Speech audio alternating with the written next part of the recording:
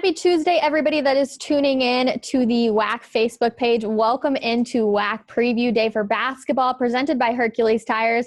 I'm Rachel Vigil in the WAC Digital Network studios. Excited to have UTRGV head coach Lou Hill and senior guard Javon Levi joining us here shortly. While we wait for them, I just hope everybody is doing well and be prepared for we've got 3 head coaches and multiple players joining us today. So we're going to wait a few more minutes for everybody to join in with us. And actually, I believe Javon just joined in. Javon, how are you? Doing good. How you doing? I'm doing well. We'll wait for Coach Lou Hill. Oh, there he is. Coach, how are you doing today? I'm good. How are you? I'm doing well. Obviously, different times this year. How is basketball training different this season than other years? Well, the COVID makes it different. You're just hoping people stay safe. And you never know, from day to day, you never know who you have.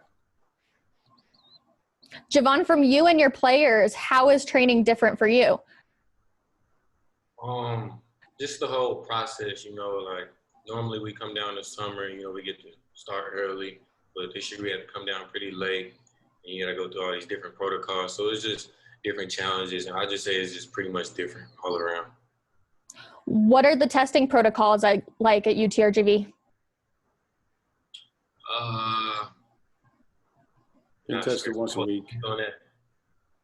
We're getting tested once a week. So every Monday we get tested. Very nice. And how do you feel like the team's chemistry is doing, Coach? It's coming on. We just a little behind, but we'll catch up. There's a lot of people around the country that's a little behind as well, and probably a lot of people in the conference that's a little behind. But we have great leadership with Javon, and we have a lot of older veteran players. I won't call them old. We'll just say veteran players. And we haven't changed much. We are who we are.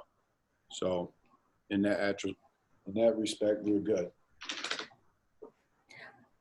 As for a non-conference schedule, Coach, we haven't seen anything from your team yet. Can you give us a little bit of insight of who you'll be playing? Jonah hasn't put it out yet? Not out yet. I don't know if Jonah wants me to put it out. Ask Jonah. I wish I could, but I guess I'll leave with that. Is there any teams that you were playing originally non-conference that are sticking around? Yes, we were playing Texas A&M, UTSA, and we're still playing them. I don't want to give it out yet. They haven't released it, so I don't want to give everything out. But we have a good non-conference. Good to hear. And Javon, for you, you were named preseason first team All-WAC. Last year, you led the WAC in steals and assists, but you did not make the first team All-WAC. How does that ship motivate you going into the season? Well, they definitely motivated me to head into my senior season. But, it's just the main goal at task, which is win the WAC championship. I think as long as you win, everything else will take care of itself. For this season, what will it take to win the WAC championship? Consistency. We got to be able to respond to adversity this year. Try to remain as consistent as we can, come in every day and work hard because it's an everyday grind that leads up to the championship. And with the graduations of forward Leslie Varner and guard Jordan Jackson, how do you take on more of a leadership role this year? Just being more vocal, helping the guys. We all, like Coach said, a lot of us played together last year, so we all know what Coach expects. So it's just, being a motivator, whether I got to get on my teammate or being a motivator, but also holding myself more accountable first. You were taking a lot of alley-oops from those 2 players for the past couple of years. Who will be on the other side of those alley-oops this year? I think we'll have a lot of people on the other side. We got Malik, we got Merrick, Chris will get up. We got Big Jeff now. Sean gonna catch him, Ant gonna catch him, Rob. Yeah, we got a lot of people that can get up there and catch some live this year. I think it'll be fun. We'll look forward to seeing that. And then, Coach, for you, this year you're the longest tenured coach that we have in the WAC, being here for 5 years. How have you seen the conference grow? Oh, I've seen teams leave and I've seen teams come in. But the teams that are coming in and the coaches that are coming in are really, really good coaches. So the league is getting better and tougher. All righty. Well, with that, I'm going to toss it on over to Chris Thompson for media questions. Okay, thank you, Rachel. Media members, please use the raise hand function or chat function in Zoom. I will let Kyle McDonald ask the first question. Hey guys, Javon, I wanted to ask you, Coach mentioned in a podcast episode, I'm from WAC Hoops Digest, but Coach mentioned in his podcast episode when we talked that you are the guy, you are the leader this year. Do you feel any pressure, or is it just kind of the mentality that you've had, your entire career at UTRGV? This is what me and Coach discussed from the beginning when I came here. So I wouldn't say it's really pressure. It's just about doing what I'm supposed to do. And I mean, Coach was a point guard, so I mean, of course he's gonna hold me to that standard, and I gotta understand that just would come with the position. So I wouldn't say it's really too much pressure. John Akers. Yeah, to both Coach and Javon, how do you feel about the additional year of eligibility that's being granted players for next season? I mean, all I can do is get ready for this season and go out and win a WAC championship. That's not really something I'm thinking about. Coach? I think it's good for some of the players, because you never know how many games they're going to miss or not miss. But that's the future. We only could control what we could control today.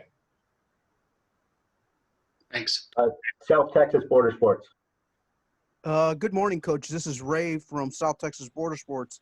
I wanted to ask you, you had mentioned one of the things that you wanted to see your team improve from last season to this season is rebounding.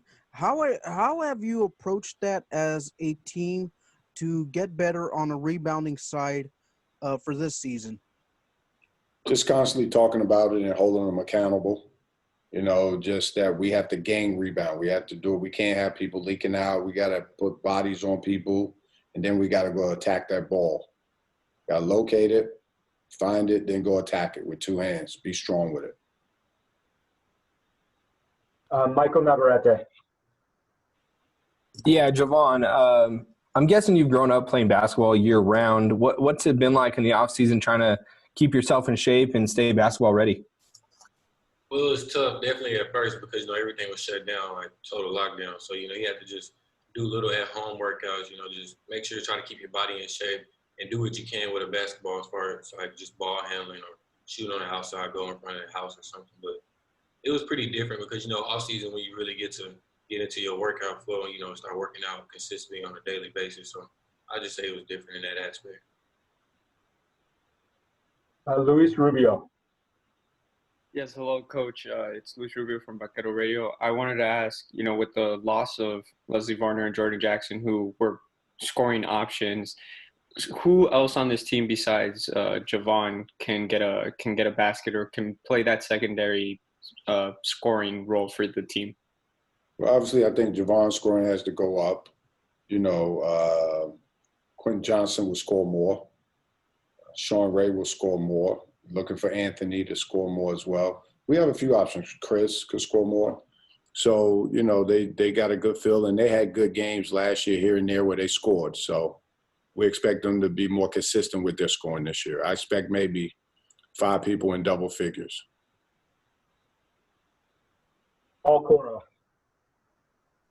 For Coach Hill, what do you feel like being there this long has been established in the culture of your program now? People know our style of play. They know we're going to come out and compete at a high level. And, just from when we first started here and first when we got here, that it was no expectations at all. And now to have expectation is a tribute to the young men that we recruited and played for us. And it started with Javon believing in my vision and made it his vision. And so hopefully his senior year, we could get over the hump. Last year with Leslie and Jordan, we thought we had a good chance of winning. Last year at the end, we really finally got healthy and got in a good groove to finish the year and winning 8 out of 10 games going into conference play. But hopefully we could jump right back into that mode this year. Kyle McDonald. I have one question for you. Since Texas and Texas A&M released their non-conference schedules. I guess you guys open up November 25th at Texas. Javon, how do you feel about – I mean, you played in some big games throughout your career. Now you get to play against, one of the bigger schools in Texas. Does that excite you that you get to step on the floor immediately and play a team like that?